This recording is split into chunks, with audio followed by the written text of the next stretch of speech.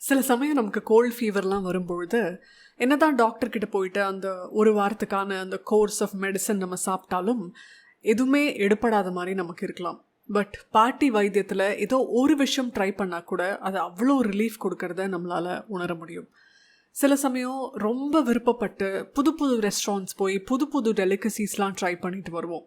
ஆனாலும் அந்த பேசிக்கான ரசம் அண்ட் உருளைக்கிழங்கு பொரியல், அந்த ஒரு விஷயம், அந்த ஃபெமிலியர் ஓல்டு விஷயம் அப்படிங்கிறது நமக்கு கொடுக்குற கம்ஃபர்ட்டே அலாதி தான். அதே போல் புது புது எக்ஸ்பீரியன்சஸ் அப்படிங்கிறது நம்ம தேடி போனாலும், புது டெக்னாலஜி அப்படின்னு நிறைய அடாப்ட் பண்ணாலும், திடீர்னு ஒரு நாஸ்டாலஜிக் ஃபீலில் லெட்டர் எழுதுறதோ இல்லை புக்கு படிக்கிறதோ இல்லை நம்ம பழைய ஆல்பம் எடுத்து பார்க்குறதோ நமக்கு கொடுக்குற அந்த ஃபீலிங் இருக்கு இல்லையா, அது ரொம்ப நல்லாயிருக்கும். நான் இது ஏன் சொல்ல வரேன்னா, மாடர்ன் லைஃப்க்கு மாடர்ன் சொல்யூஷன்ஸ் தான் செட் ஆகும் அப்படின்னு நம்ம எப்போவுமே சொல்ல முடியாது.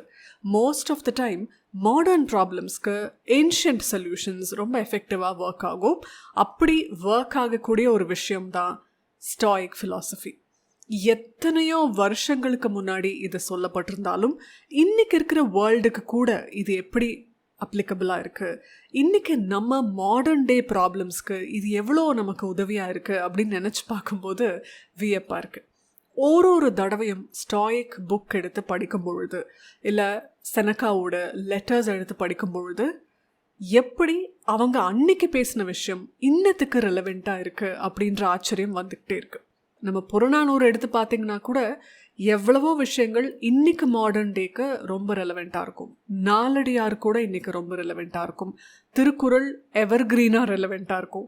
ஸோ இந்த மாதிரி பழைய விஷயங்கள் புது ப்ராப்ளம்ஸ்க்கான சொல்யூஷனாக இருக்க தான் செய்யுது. அதனால தான் இன்றைக்கி ஸ்டாயிக் ஃபிலாசபியிலேருந்து சில முக்கியமான விஷயங்களை, ஆறுதல் தரக்கூடிய விஷயங்களை, மனசுக்கு இதமான விஷயங்களை உங்கள் கூட பகிர்ந்துக்கணும்னு நினைக்கிறேன். Sit back, relax. வணக்கம், நான் வினிதா. இது மனமே நலமா பாட்காஸ்ட். மனமே நலமா, மனமே நலமா.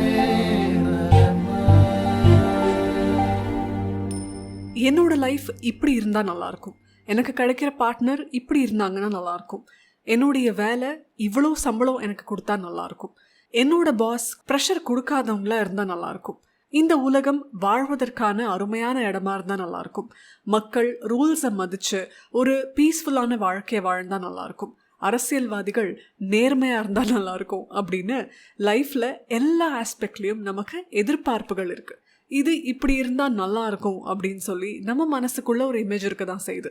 ஆனால் நம்ம இதெல்லாம் இருந்தால் நல்லாயிருக்கும், இப்படி இருந்தால் நல்லாயிருக்கும்னு யோசிச்சுட்டு இருக்கும் போதே ரியாலிட்டியில் வாழ்க்கை நகர்ந்துக்கிட்டே இருக்குது. இந்த ரியாலிட்டியை நம்மளால் ஹேண்டில் பண்ண முடியாமல் போகும்போது தான், நம்ம எக்ஸ்பெக்டேஷனுக்கும் ரியாலிட்டிக்கும் இவ்வளோ பெரிய கேப் உருவாகும் போது தான் ப்ராப்ளம், ஸ்ட்ரெஸ், ப்ரெஷர் எல்லாமே நமக்கு வருது. நாமளும் நிறைய கஷ்டங்களை ஃபேஸ் பண்ணிகிட்ருக்கோம். சரி, ஸ்டாயிக் ஃபிலாசபியை எடுத்துகிட்டு வந்து முன்னாடி வச்சுட்டா இந்த பிரச்சனை எல்லாம் தீந்துருமா அப்படின்னு கேட்டிங்கன்னா, அது ஒரு மேஜிக் பில்னு நான் சொல்ல மாட்டேன். ஆனால் கிளாரிட்டியை கொடுக்கக்கூடிய ஒரு அற்புதமான விஷயம்னு நான் சொல்லுவேன். இப்போ நமக்கு கண் பார்வை மங்கலாக இருக்குன்னா, பழைய படங்கள்லாம் வர மாதிரி யாரோ தொட்டோனையும் அந்த கண் பார்வை வந்து தெளிஞ்சிடுற மாதிரி ஸ்டாயிக் ஃபிலாசபி அப்படின்னு நான் சொல்ல மாட்டேன். பட் அந்த விஷன் கொஞ்சம் கிளியராக தெரியறதுக்கு கண்ணாடி மாதிரி இந்த ஸ்டாயிக் ஃபிலாசபி அப்படின்னு நான் சொல்லுவேன். ஸோ நீங்களும் அந்த ஸ்டாயிக் ஃபிலாசபியை ஒரு தெளிவான பார்வைக்கான கண்ணாடி மாதிரி நீங்கள் நினச்சா போதும். அது நிரந்தரமாக நம்ம பிரச்சனையெல்லாம் சால்வ் பண்ணிடும்னு நான் சொல்ல வரல. பட் அந்த பிரச்சனையை எப்படி அணுகணும் அப்படிங்கிற கிளாரிட்டியை கொடுக்கும். ஸோ அது ஒரு கண்ணாடி மாதிரி. ஸ்டாயிக் ஃபிலாசபின்னு எடுத்துக்கிட்டாலே நம்ம தவிர்க்க முடியாத ஒரு முக்கியமான பெயர் அப்படிங்கிறது மார்க்கஸ் அரேலியஸ். சிறந்த ரோம பேரரசர். இவர்கிட்ட இல்லாத விஷயம் அப்படின்றது கிடையாது. இவர்கிட்ட செல்வம் இருந்தது, அதிகாரம் இருந்தது, நிறைய பேர் இவரை மதிச்சாங்க. இவர் பேரரசர் அப்படிங்கிறதுனால இவருக்கு கீழடங்கிய பல பேரும் இருந்தாங்க. இந்த அளவுக்கு பவர்ஃபுல்லா இருந்த மார்க்கஸ் அரேலியஸ் கூட பிரச்சனைகளை ஃபேஸ் பண்ணாரு. ஆனால் அந்த பிரச்சனைகளை அவர் எப்படி அணுகுனாரு அப்படிங்கிறது தான் இந்த உலகத்துக்கு அவர் கொடுத்த பாடங்கள். அவரோட மெடிடேஷன்ஸ் புக்கில் இருந்து இந்த ஒரு பேராகிராஃபை நம்ம கண்டிப்பாக எடுத்துக்கணும்னு எனக்கு தோணுது. எஸ்பெஷலாக இன்றைக்கு இருக்கிற காலகட்டத்தில் நாம் டெய்லி காலையில் எழுந்திரிச்சோன்னையும் மார்க்கஸ் அரேலியஸ் மாதிரியே அந்த தாட் ப்ராசஸ்க்குள்ளே நம்ம வந்துட்டோம் அப்படின்னா, நம்ம டேவை மென்டலி பிளான் பண்ணிட்டோம் அப்படின்னா, ரொம்ப ஸ்ட்ரெஸ்ஃபுல்லாக இருக்கிற நம்ம நாள் கொஞ்சம் ஸ்ட்ரெஸ் குறையிறத நம்மளால் உணர முடியும். மார்க்கஸ் அரேலியஸ் மெடிடேஷன்ஸ் அப்படிங்கிற புத்தகத்தில் நீங்கள் படிச்சிங்க அப்படின்னா இந்த ஒரு பேராகிராஃப் ரொம்ப ரொம்ப வேல்யூபிளான பேராகிராஃப். அவர் என்ன சொல்கிறாருன்னா, நீங்கள் காலையில் எழுந்திரிச்ச உடனே உங்ககிட்ட சில விஷயங்களை சொல்லிக்கோங்க.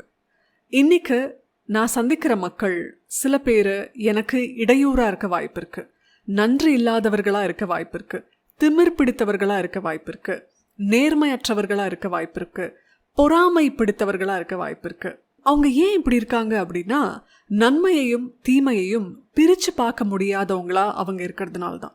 ஆனால் நான் நன்மையுடைய அழகு என்னன்னு பார்த்துருக்கேன், தீமை எவ்வளவு அசிங்கமாக இருக்கும் அப்படிங்கிறதையும் நான் உணர்ந்திருக்கேன். என்னால் இந்த ரெண்டுக்குமான பேதத்தை நல்லா புரிஞ்சுக்க முடியும். அது மட்டும் இல்லை, யார் எனக்கு தீங்கு இழைக்கிறாங்களோ அவங்க என்ன சேர்ந்தவங்க தான். அவங்க என்னுடைய சொந்தக்காரனாக இருக்கலாம், எனக்கு தெரிந்தவர்களாக இருக்கலாம், சாலையில் நான் சந்திக்கிற மனிதராக இருக்கலாம். என்னை போலவே ரத்தமும் சதையும் இருக்கிற மனிதர்கள் தான் அவங்க. அதனால அவங்க என்னை காயப்படுத்தவே முடியாது. இந்த புரிதல் என்கிட்ட இருக்கிறதுனால யாராலையும் என்னை தீமையுடைய அழுக்குக்குள்ள தள்ள முடியாது. நானும் என்னை சேர்ந்தவங்களை வெறுக்க மாட்டேன், அவங்க மேலே கோவப்பட மாட்டேன். எல்லாரும் இந்த உலகத்தில் வாழ தான் வந்திருக்கோம், எல்லாரும் இணைஞ்சு வேலை செய்ய தான் வந்திருக்கோம். அதனால் ஒருத்தரை இன்னொருத்தர் தடுக்கிறது, அவங்களுக்கு இடையூறாக இருக்கிறது அப்படிங்கிறது இயற்கைக்கு மாறானது. அதனால் யார் மேலேயாவது கோவப்படுறது அப்படிங்கிறது கூட இயற்கைக்கு மாறானது, அது தேவையில்லாதது அப்படின்னு அவர் சொல்கிறார். இது எவ்வளோ ஒரு மெச்சூர்டு தாட். கண்டிப்பாக மார்க்கஸ் அரேலியஸோட இந்த லெவலுக்கு நம்ம போகாட்டியும் அவர் சொல்கிற இந்த பேராகிராஃப்லேருந்து ஒரு விஷயத்தை கண்டிப்பாக எடுத்துக்கலாம். யாராலையும் நம்மளை அழுக்கா உணர வைக்க முடியாது, யாராலையும் நம்மளை அழுக்குக்குள்ள தள்ள முடியாது. நமக்கு நன்மை பற்றி நல்லா தெரிஞ்சிருச்சு அப்படின்னா, நன்மையையும் தீமையையும் பிரிச்சறிய முடிஞ்சிருச்சு அப்படின்னா, இன்னொருத்தர் மேலே கோவப்பட்டோ வெறுப்ப காட்டியோ நாமளும் அந்த அழுக்குக்குள்ள சேர்ந்துக்க மாட்டோம். அந்த ஒரு கிளாரிட்டி லெவல் வந்தால் போதும். நமக்கு ஏற்படுற சேலஞ்சஸ் எல்லாமே நமக்கு ஏதோ ஒரு விஷயத்த கற்றுக் கொடுக்க தான் வந்திருக்கு. இன்னும் குறிப்பாக சொல்லணும்னா அது நமக்கு பொறுமையை கற்றுக் கொடுக்க வந்திருக்கு. பொதுவாக ஆஃபீஸில் ரொம்ப சேலஞ்சிங்கான ஒரு பாஸ் இருக்காங்க, ப்ரெஷர் கொடுக்குற ஒரு பாஸ் இருக்காங்க, இல்லாட்டி நம்மளோட ஹார்ட் ஒர்க்குக்கான கிரெடிட்ஸை திருடிக்கக்கூடிய பாஸ் கூட இருக்க வாய்ப்பு இருக்குது. இவங்களை ஹேண்டில் பண்ணுறது அப்படிங்கிறது எப்போ பார் இவங்களை பற்றி காசிப் பேசுகிறதோ, இவங்க இல்லாதப்போ இவங்க மேலே வெறுப்பை உமிழ்றதோ, இல்லை சான்ஸ் கிடைக்கும் போதெல்லாம் அவங்கள எப்படி இன்சல்ட் பண்ணலான்னு யோசிக்கிறதோ கிடையாது.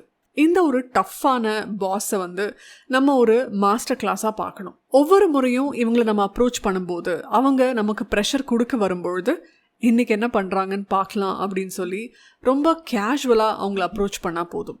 ஒரு குழந்தை ஸ்கூலுக்கு போகும்போது ஒவ்வொரு கிளாஸ்லேயும் இன்றைக்கி என்ன சொல்லித் தருவாங்க அப்படின்னு யோசிக்கிற மாதிரி இந்த பாஸ் இன்றைக்கி என்ன சேட்டை பண்ணுறாங்க அப்படிங்கிறத நம்ம கேஷுவலாக அப்ரோச் பண்ண ஆரம்பிச்சிட்டோம் அப்படின்னா அவங்களோட செயல்பாடுகளை வேற ஒரு பெர்ஸ்பெக்டிவில் நம்மளால் பார்க்க முடியும்.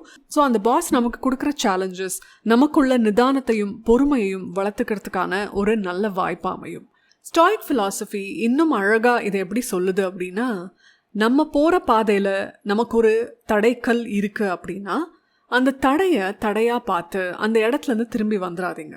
அந்த தடைக்கல்லை வழிக்கல்லாக எப்படி மாற்றலாம், அந்த தடைக்கல்லை படிக்கல்லாக எப்படி மாற்றலாம் அப்படிங்கிறத யோசிங்க அப்படின்னு தான் சொல்லுது. அதனால தான் ஒவ்வொரு சேலஞ்சும் நமக்கு ஏதோ கற்றுக் கொடுக்க வருது அப்படின்னு நம்ம அப்ரோச் பண்ணாலே நமக்கு இந்த ஸ்ட்ரெஸ் அண்ட் ஆங்ஸைட்டி இருக்காது, நம்ம சேலஞ்சஸ் மூலமாக வளருவோம். நான் முன்னாடியே சொன்ன மாதிரி முன்பெப்போதையும் விட இன்னைக்கு காலகட்டத்துக்கு ஸ்டாயிக் ஃபிலாசபி நமக்கு பேருதவியாக இருக்கும். இந்த உலகம் நிலையாக இருந்தால் பரவாயில்ல, நமக்கு ஒரு ஸ்டெபிலிட்டி கிடைச்சா பரவாயில்லன்னு யோசிக்கிறோம். ஆனால் இந்த உலகம் அதுக்கு எக்ஸாக்டாக ஆப்போசிட்டாக தான் ஆப்ரேட் ஆயிருக்கு. ஏன்னா டெக்னாலஜி ஒரு பக்கம் நம்ம ஜாப்ஸ்க்கு பெரிய த்ரெட்டாக இருக்குது, பொலிட்டிக்ஸும் ரொம்ப பிளவுபட்டிருக்கு, எந்த எக்கானமியுமே ஸ்டேபிளாக இல்லை, எப்போ வேணால் என்ன வேணால் நடக்கலாம் அப்படிங்கிற சிச்சுவேஷன் இருக்குது. என்வாயன்மெண்டல் சேலஞ்சஸும் இருக்குது. எல் நினோ அப்படிங்கிறது என்னெல்லாம் பாதிப்புகளை உருவாக்குது, எப்படி மான்சூன் ஃபெயிலியர் ஆயிருக்கு, எப்படி சில இடங்களில் குடிக்க ஒரு சொட்டு தண்ணி இல்லை அப்படிங்கிறத நம்ம பார்க்குறோம்.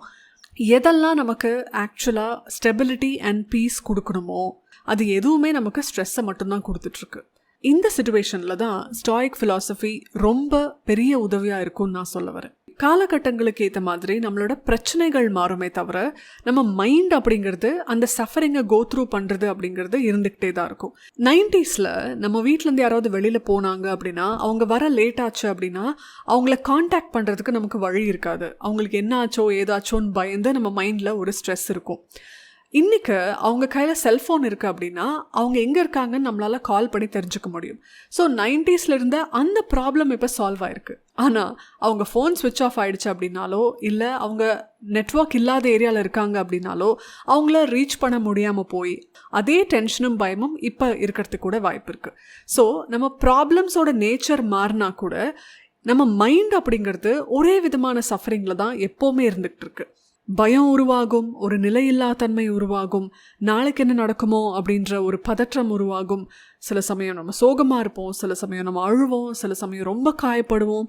இந்த மாதிரி மனம் சார்ந்த பிரச்சனைகள் அப்படிங்கிறது எப்போவுமே இருந்துக்கிட்டு தான் இருக்கும். இதை ஸ்டாயிக்ஸ் பல 1000 வருஷங்களுக்கு முன்னாடியே புரிஞ்சுக்கிட்டாங்க. அதனால தான் அவங்க இந்த ரியாலிட்டியை ஃபைட் பண்ணுறதை நிறுத்திட்டாங்க. நம்ம என்னதான் எதிர்பார்த்தாலும் சரி, இது இப்படி இருந்தால் நல்லா இருக்குமே அப்படின்னு யோசிச்சாலும் சரி, நமக்கு முன்னாடி ரியாலிட்டி நடந்துக்கிட்டு தான் இருக்குது. இதுதான் உண்மை, இதை தயவு செஞ்சு ஏற்றுக்கோங்க அப்படின்னு ஸ்டாயிக்ஸ் நம்மக்கிட்ட சொல்கிறாங்க. அதனால தான் அவங்க இந்த ஒரு பெரிய மந்த்ராவை கண்டுபிடிச்சாங்க. எது உங்கள் கண்ட்ரோலில் இருக்கோ அதை மட்டும் நீங்கள் பாருங்கள், நம்ம கண்ட்ரோல்லே இல்லாத விஷயத்தை பற்றிலாம் கவலைப்பட்டுட்டு இருக்காதீங்க அப்படின்னு சொல்கிறாங்க. இது எப்போ நான் படித்தனோ அப்பத்துலேருந்து ஃபாலோ பண்ணிகிட்ருக்கேன். ஆனஸ்ட்டாக சொல்கிறேன், இது ரொம்ப ரொம்ப ஹெல்ப்ஃபுல்லான ஒரு மந்த்ரா. இது வரைக்கும் என் கூட டைரெக்டாக இன்ட்ராக்ட் பண்ணவங்களுக்கும் தெரியும். இதை நான் அவங்கக்கிட்ட பல தடவை சொல்லியிருக்கேன். சில விஷயங்கள் ஏன் நடக்குது, எதுக்கு நடக்குது அப்படின்னு நமக்கு புரியாது. அதுக்கான சொல்யூஷன் நம்ம எவ்வளோ யோசித்தாலும் நமக்கு கிடைக்காது.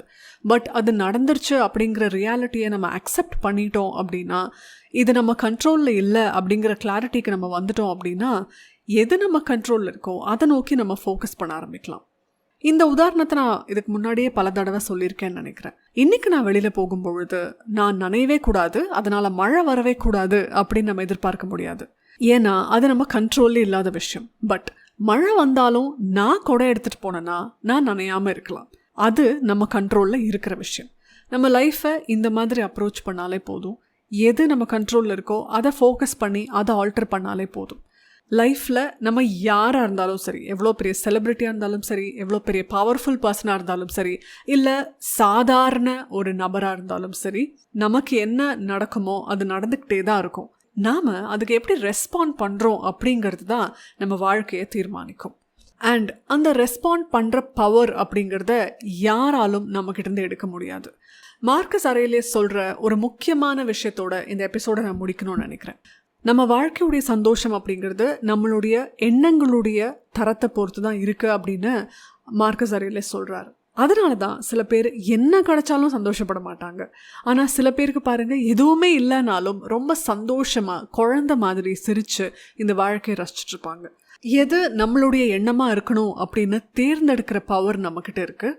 அதை சிறப்பாக யூஸ் பண்ணி ஒரு பவர்ஃபுல்லான ஹாப்பியான லைஃப்பை நம்ம வாழலாம். லைஃப்பில் பிரச்சனைகள் இருந்துக்கிட்டே தான் இருக்கும்.